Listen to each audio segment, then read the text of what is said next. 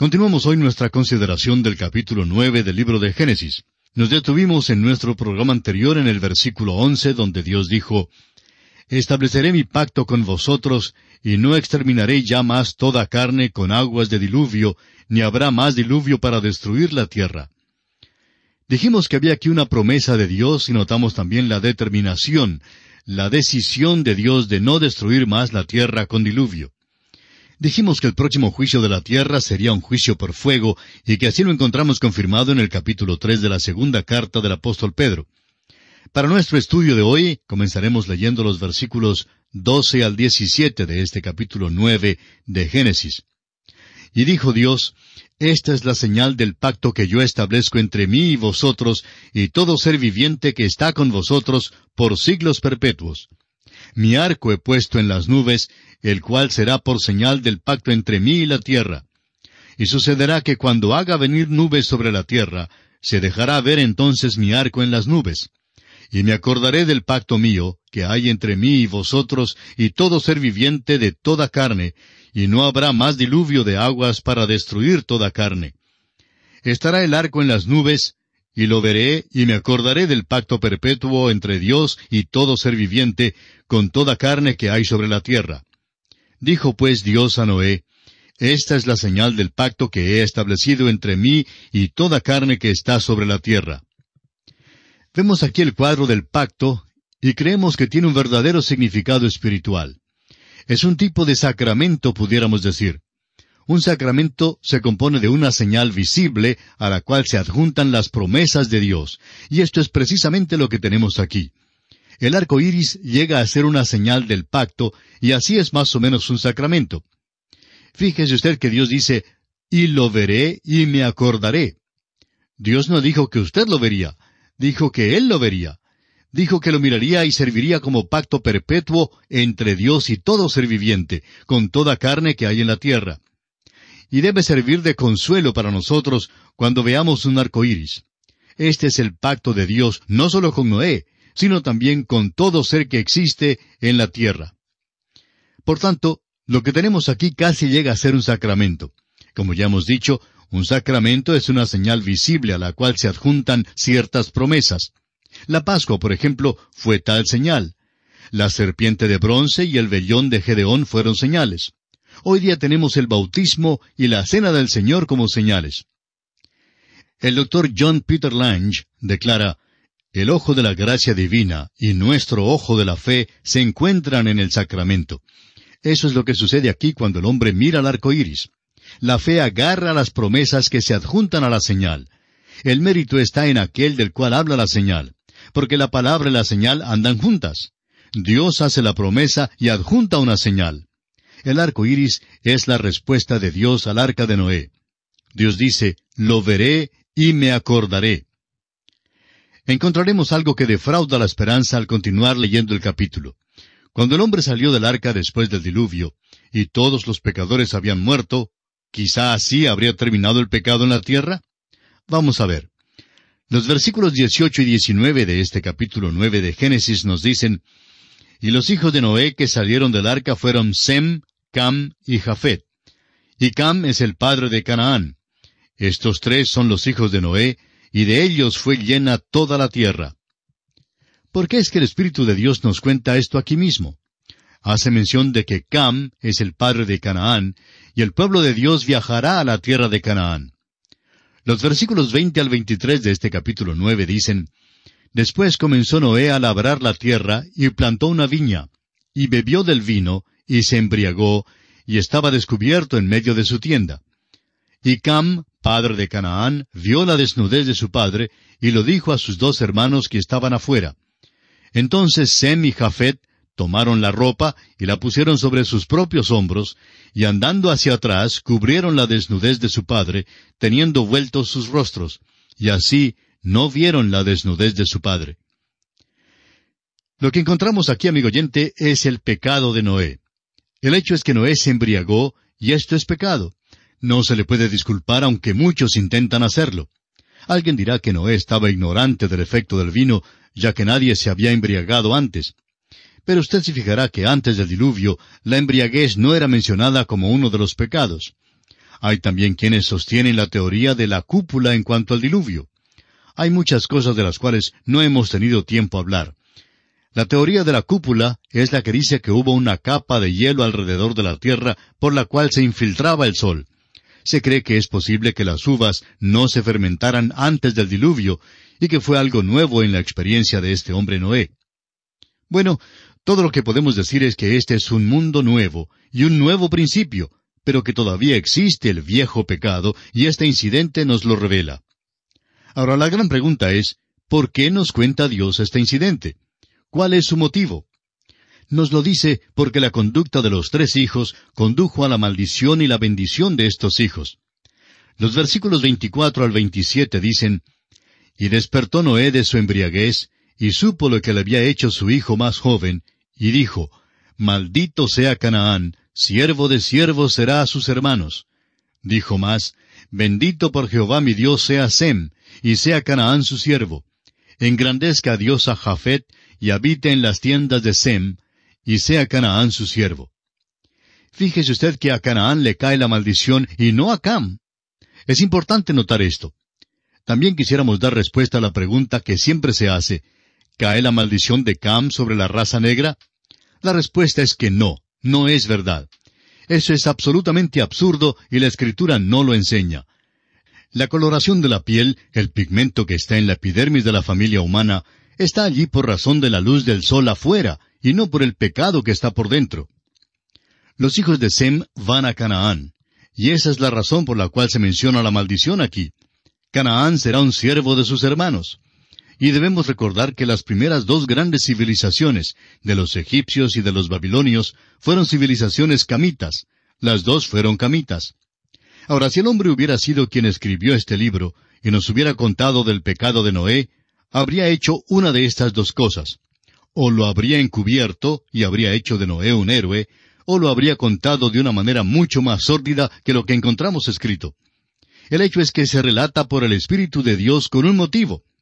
Se relata para dejarnos saber que Dios estaba animando al pueblo de Israel que entrara en la tierra de Canaán.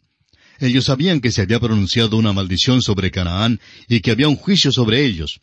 Esto se descubre al leer lo demás de la Escritura, y especialmente el Antiguo Testamento y la historia secular. La mayor parte de los hijos de Canaán han desaparecido. Luego, estas cosas están escritas para nuestro conocimiento según la Escritura. Sirven para dejarnos saber algo de la debilidad de la carne. El espíritu a la verdad está dispuesto, pero la carne es débil. El Señor Jesús dijo que lo que es nacido de la carne, carne es. Y el apóstol Pablo expresó con toda claridad, escribiendo a los Gálatas en el capítulo 2 y versículo 16, dice, «Por cuanto por las obras de la ley nadie será justificado». Por tanto, tenemos aquí la historia de un hombre que cayó, y es la historia de la debilidad de la carne. Hemos mencionado cómo hay los que tratan de disculpar este pecado de Noé. Francamente vemos que el hecho es que Noé se embriagó. Ahora es muy posible que usted como cristiano no se embriague. Pero amigo oyente, es posible que usted y yo vivamos en la carne a tal punto que lleguemos a degradarnos como lo hizo Noé. Creemos tener una mala concepción de la vida en este universo en el cual vivimos. Por ejemplo, los hombres han gastado billones de dólares para ir a la luna. Y después de todo, parece que no es un lugar tan bueno para vivir. Pero gastamos relativamente poco en cómo vivir en esta tierra. Pero amigo oyente, esto es lo que le importa a Dios, es decir, prepararnos para vivir en esta tierra. No nos equivoquemos como otros en la consideración de este incidente. Es menester que entendamos que Noé no perdió su salvación. Fue una cosa terrible la que hizo y no se le puede disculpar de ninguna manera.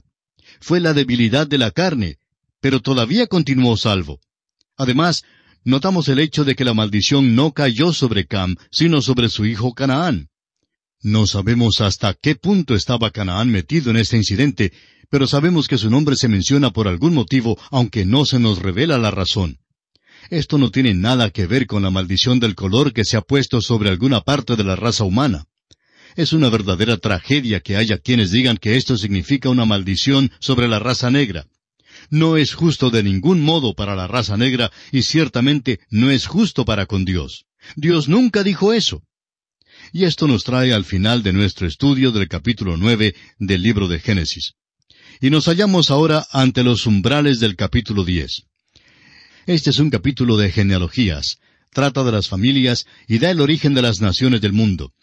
Este capítulo tiene mucha más importancia que la que se indica por la atención que le prestamos hoy. Sentimos mucho que no podemos darle más atención, pero debemos economizar el tiempo en algunas partes. Hablando francamente, este es un capítulo que tiene interés únicamente para las pocas personas que se interesan en la etnología, la antropología y la historia del hombre sobre la tierra. H. S. Miller, quien graduó de maestro en etnología, ha diseñado un diagrama que indica de dónde se han originado todas las razas y las naciones del mundo.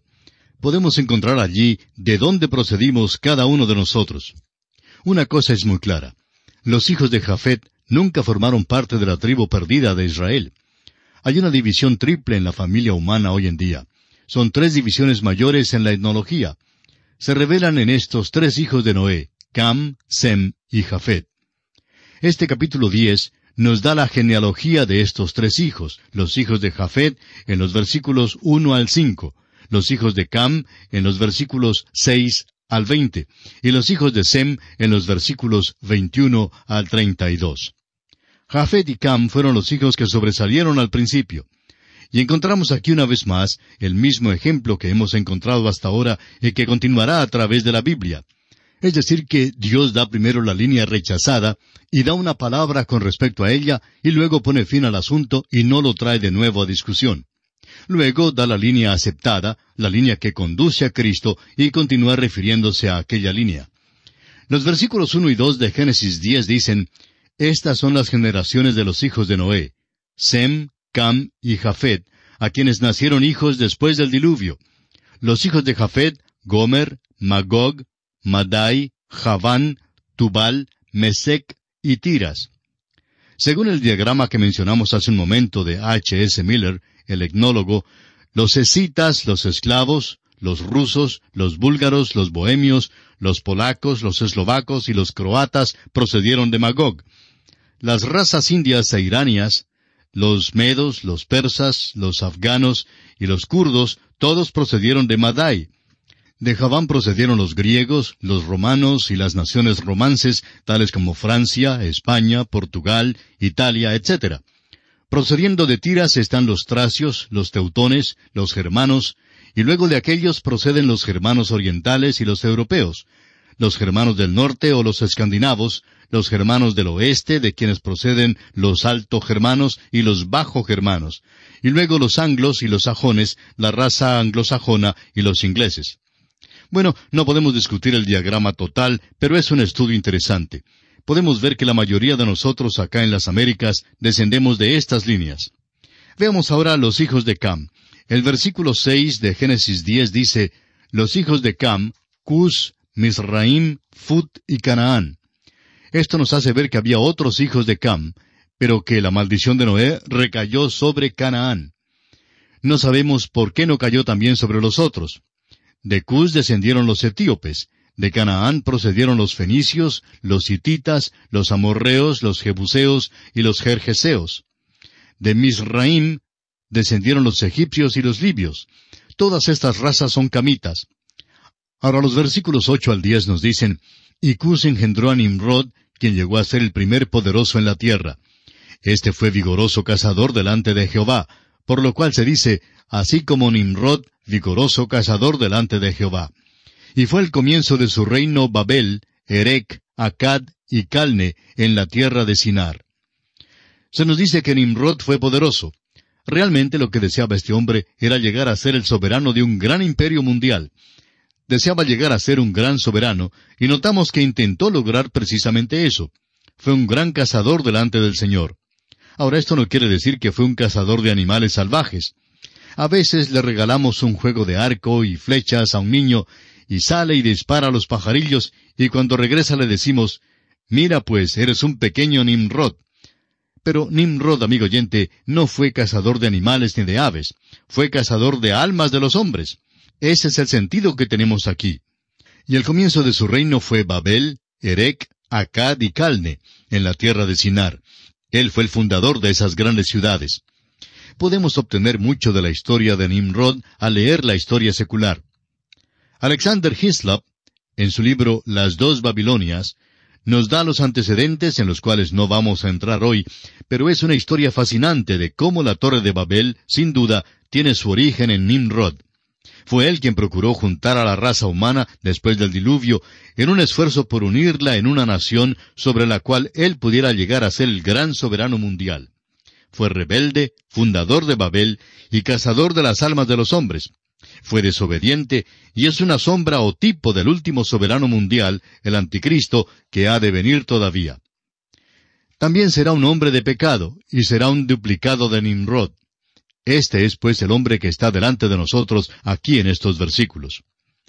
La primera gran civilización procedió de los hijos de Cam. Debemos reconocer eso. Es demasiado fácil hoy en día adherirnos a las viejas normas que nos enseñaron en la escuela. La raza negra, por su parte, desea que haya un estudio adicional de su raza, y con razón. No le han dado una oportunidad durante los 100 años pasados. La historia del principio de la raza negra es que encabezó las dos grandes civilizaciones que aparecieron en esta tierra. Descendieron de los hijos de Cam. Nimrod fue hijo de Cam. No intentamos desarrollar más esta línea porque estamos siguiendo el modelo que nos ha dado el Espíritu Santo. Da primero la línea rechazada y luego le pone fin. Volvamos ahora a la línea que nos conducirá a Abraham y luego a la nación de Israel, para luego hablarnos de la venida de Cristo al mundo. Esta es la línea que es importante seguir. Dios está despidiéndose de lo demás de la humanidad por el momento, pero vuelve a ella más adelante. Quisiéramos ahora mencionar una de las declaraciones más notables con respecto al capítulo 10 de Génesis, expresada por Seifer en su libro. Dice él, el capítulo 10 del Génesis es muy notable. Antes de que Dios deje que las naciones caminen por su propia cuenta y comiencen a tratar con Israel, su pueblo escogido desde los descendientes que datan de Abraham, se despide bondadosamente de las naciones de la tierra como si estuviera diciendo, les estoy dejando por un tiempo, pero las amo. Las he creado, he ordenado todo su futuro y es posible trazar las diferentes genealogías. Eso es lo que se encuentra aquí en este capítulo. Ahora, ¿por qué ha sido tan destacado en nuestros días la raza blanca? Bueno, creemos que la razón se basa en este capítulo. En el principio fueron las razas negras las que fueron destacadas. Luego vino la distinción de los hijos de Sem. Durante el tiempo de David hicieron un impacto tremendo sobre este mundo. Debemos recordar que de Sem descendieron los sirios y los libios y los armenios. Fíjese usted que no son los asirios, sino los sirios. Los árabes procedieron de Joctán. Por tanto, notamos que grandes razas y naciones aparecieron en la escena de la historia. Descendieron de Sem. Ahora, por lo visto, estamos en ese período cuando la raza blanca es la que sobresale. Creemos que todos los grupos, no importa si proceden de la línea de Cam, Sem o Jafet, demuestran que son incapaces de gobernar al mundo. Creemos que esto es lo que Dios nos pone de manifiesto y es una lección muy tremenda que debemos tomar muy en cuenta para nuestra instrucción.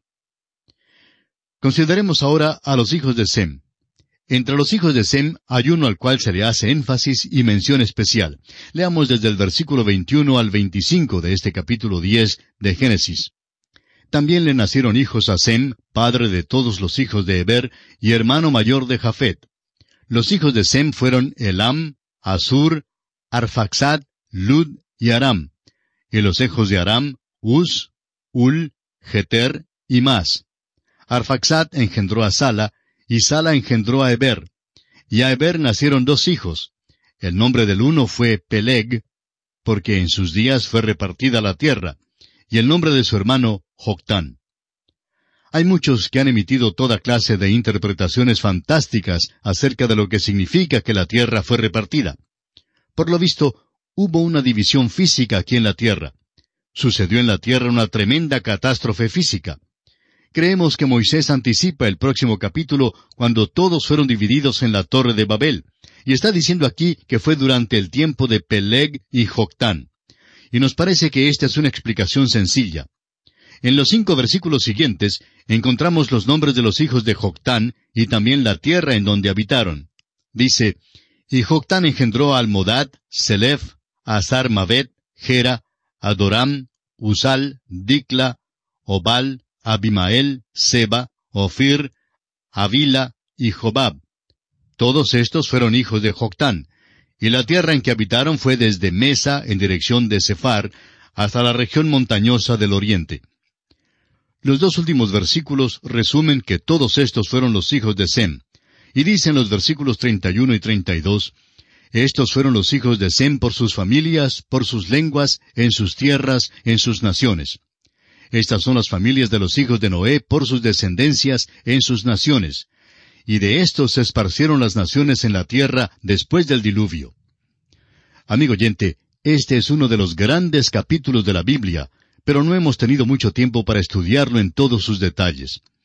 Como usted puede notar, es un estudio rico para cualquier persona que esté realmente interesada en una evaluación justa de toda la familia humana, y muchos han utilizado este capítulo notable con ese fin.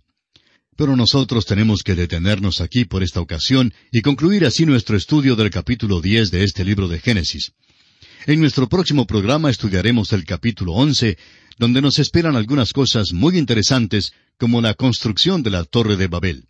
También la confusión de las lenguas en Babel, es decir, el comienzo de los diversos idiomas, y notaremos también la línea desde Sem hasta Abraham, porque es una línea que seguirá a través de todo el Antiguo Testamento. Así es que esperamos contar con su atención para nuestro próximo programa.